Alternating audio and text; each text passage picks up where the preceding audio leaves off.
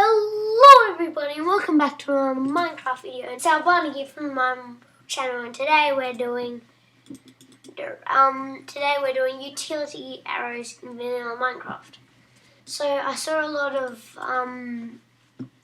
mods that were doing this. People were downloading the mods, giving up their awesome 1.8 experience for these mods so they could play them in 1.7.10 or something.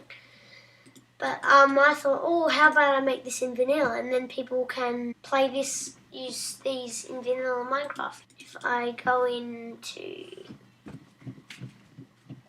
my world, which hopefully will not be too slow. Okay, so all you need to use this is, so you need to import the awesome thing over there and those two things into your world, which will, the downloads for the two separate things will be in the description.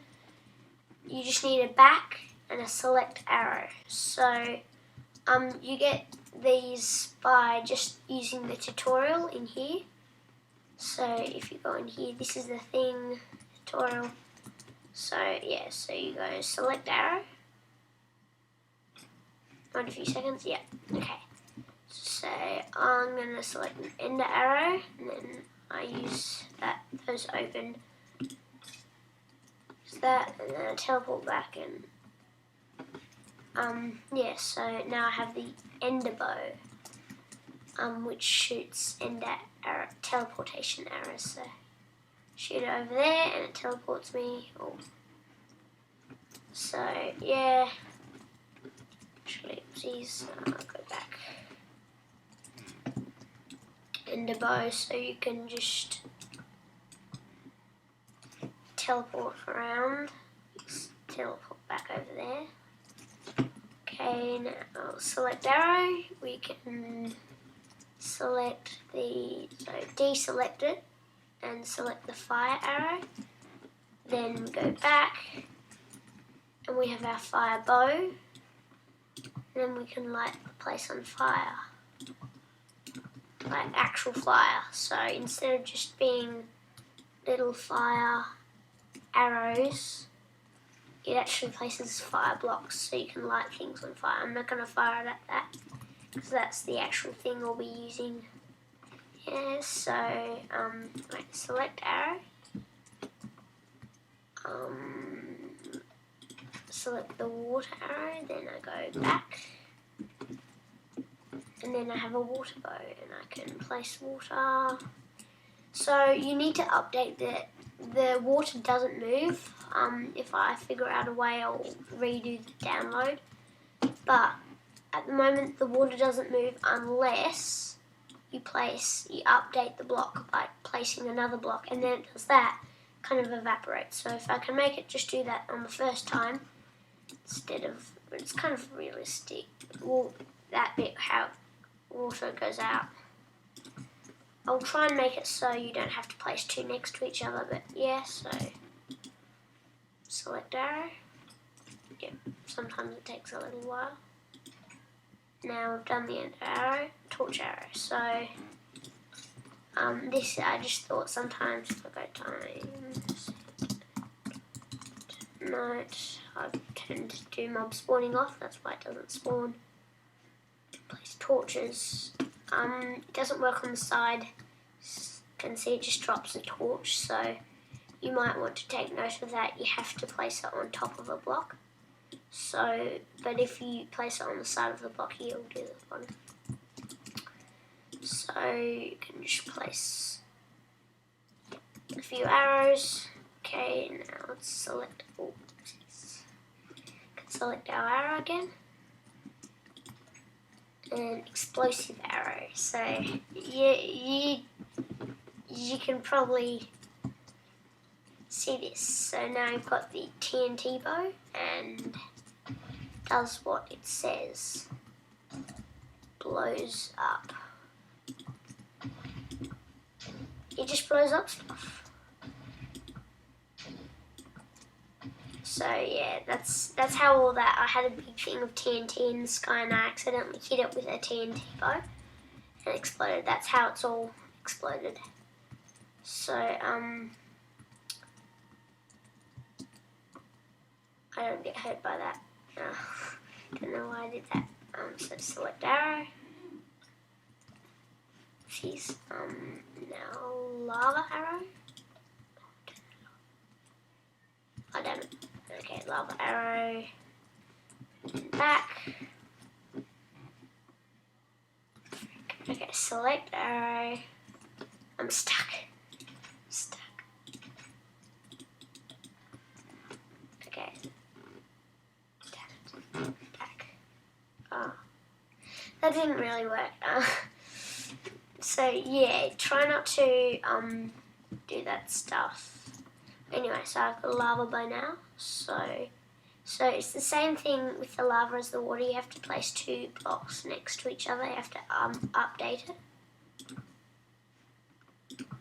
But still, you can place lava. So it's kind of good. Say you're in your house, you can easily just place or near your house or something, so it doesn't spread and then get close enough to burn your house. You can just light your friend on fire by placing it around him.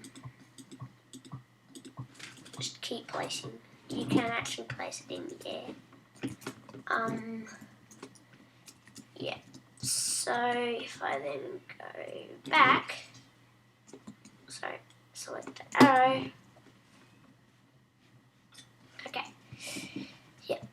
Okay, so now I'll get onto the workings of this. So what it does, firstly the back and stuff. So that teleports me to that. It teleports me to here, looking here. I'm using a texture pack. It kind of looks a bit silly in without in the default texture pack. So if I just show that a picture now, ping, yeah. So that looks a bit weird. Yeah. So it looks a little bit weird. So yeah, let's go into here, and this is what it does. Should have brought my torch arrow, I guess. Should have brought my torch arrow to place torches. Anyway, so it just has a small fill clock, and then it's testing for skeleton named select arrow. So when you place down that, it spawns a skeleton named select arrow, and then it teleports you to the coordinates. So if you're using this on a map, you may have to change the coordinates. Forgot the word. Okay, so yeah, it spawns the way it teleports you back. So it summons an armor stand named teleport with all this stuff on it. So other players, doesn't really work very well for multiplayer, but if you're using the arrows, like it'd work with a small 2-player LAN server if you're doing that. So say your friend, you could make a kit, and there was a swordsman kit and an archer kit, so you'd use the archer kit with all these utility arrows and he'd use the swordsman. So when you went into the place, the armor stand has all this armor and custom heads and stuff, so it looks like you're still there. And then it kills the skeleton named select arrow. So pretty simple. And then when you click the back, this is where all the teleporting tests for skeleton named back. It kills, it kills the skeleton named back, but before it does that, it activates this, and then it teleports you to the armor stand named teleport with all that gear on. Then it kills the armor stand named teleport. So that's basically the whole workings of it. Let's just get that. Now the workings of the arrows.